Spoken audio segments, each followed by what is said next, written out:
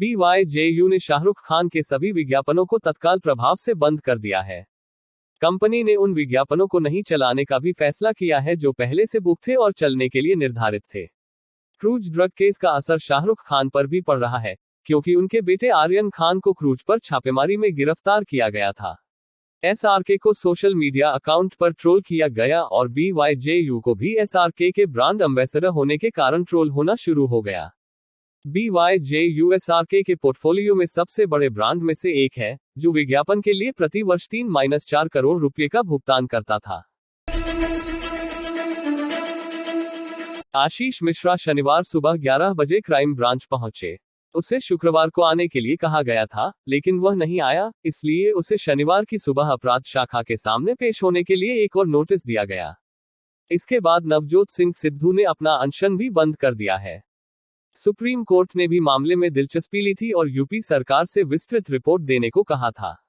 Supreme court ने यह भी पूछा था कि अपराधी को अभी तक गिरफ्तार क्यों नहीं किया गया। यह है। प्रधानमंत्री ने मां चंद्रघंटा से सभी भक्तों को सभी नकारात्मक शक्तियों पर विजय प्राप्त करने की शक्ति देने की प्रार्थना की है। प्रधानमंत्री ने ट्वीट करके कहा, मां चंद्रघंटा के चरणों में शीश झुकाकर नमन। देवी चंद्रघंटा अपने सभी भक्तों को नकारात्मक शक्तियों पर विजय का आशीर्वाद दें। इस अवसर पर उनसे जुड़ी स्तुति। रक्षा मंत्री श्री राजनाथ सिंह ने नई दिल्ली में आयोजित एक अलंकरण समारोह में भारतीय तटरक्षक ICG कर्मियों को वीरता और मेधावी सेवा पदक प्रदान किए। समारोह के दौरान 3 राष्ट्रपति तटरक्षक पदक प्रतिष्ठित सेवा, 8 तटरक्षक पदक वीरता और 10 तटरक्षक पदक मेधावी सेवा सहित कुल 21 पुरस्कार प्रदान किए गए। ये पदक ICG कर्मियों की निस्वार्थ भक्ति, अनुकरणीय साहस और विषम परिस्थितियों में वीरता के कार्यों के लिए प्रदान किया गया।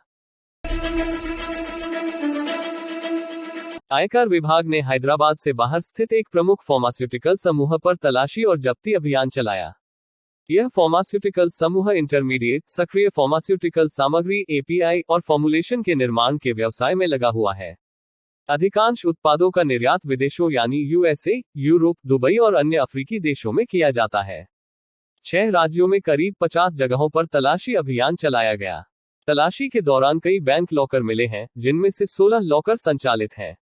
छापेमारी में करीब 142.87 करोड़ रुपए की नकदी बरामद हुई है। अब तक सामने आई बेहिसाब आय करीब 550 करोड़ रुपए के दायरे में आंकी गई है। NCP नेता नवाब मलिक ने दावा किया है कि क्रूज से गिरफ्तार किए गए 11 में से 3 लोगों को ड्रग छापेमारी मामले में रिहा कर दिया गया है। उन्होंने कहा कि ये 3 लोग बीजेपी से जुड़े हैं, इसलिए इन्हें जाने दिया गया है। 3 लोग जो रिहा हुए हैं वे हैं ऋषभ सचदेवा, प्रतीक गाबा और आमिर फर्नीचरवाला। नवाब मलिक ने पहले क्रूज ड्रग्स छापे की पूरी घटना पर चिंता जताई थी और NCB छापे के दौरान भाजपा नेता मनीष भानुशाली और निजी जासूस KP गोवासी की मौजूदगी पर सवाल उठाया था। बरेली यूपी का प्रिया हत्याकांड अब और उलझता नजर आ रहा है। इस मामले में पुलिस ने राजवीर, सतेंद्र और सतेंद्र के नौकर गोवर्धन को गिरफ्तार किया था, जिसने प्रिया की दम घोंट कर हत्या कर दी थी।